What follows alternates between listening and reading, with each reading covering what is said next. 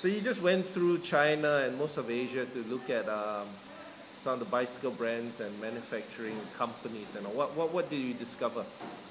So I stopped working in banking in September this year, and for me it was very important to come out to Asia with a different hat. So I've always been to Asia in tall buildings, in offices that were very sanitized, and I always was on a trading floor which looked the same as the trading floor we have in New York and London.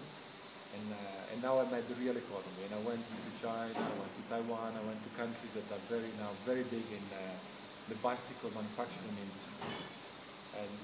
And I discovered what I thought was happening, and I discovered the massive outsourcing that is happening with many of the Italian very famous and prestigious brands now making bicycles in Asia.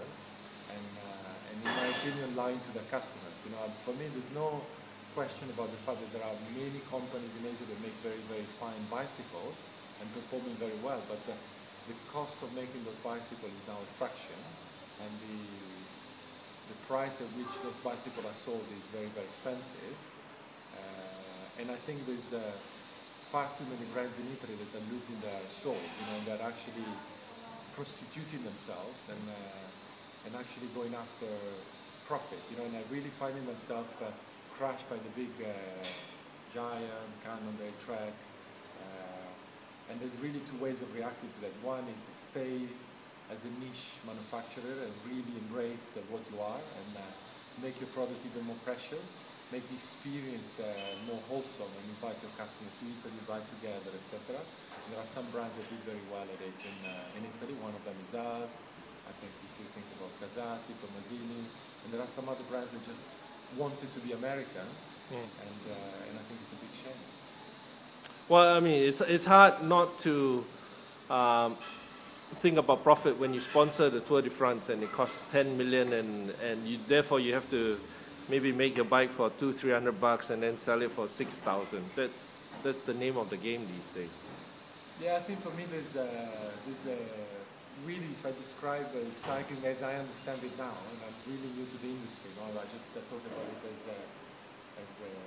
someone that likes bicycles. You have people that love the object and people that love something that is very well made, but it doesn't need to perform. Something that is in your living room and is maybe made in the 80s or the 90s, and it's beautiful to look at, but you just ride it to go and buy milk.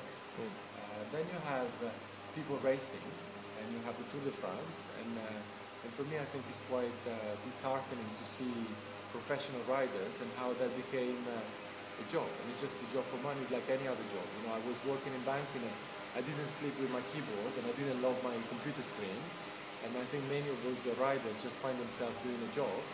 And then you have the weekend riders and the people in their 30s, 40s, 50s, 70s loving the bicycles, the object, but also loving riding the bicycle with their friends, right, doing 15,000-20,000 kilometers. And that's what we embrace as a company.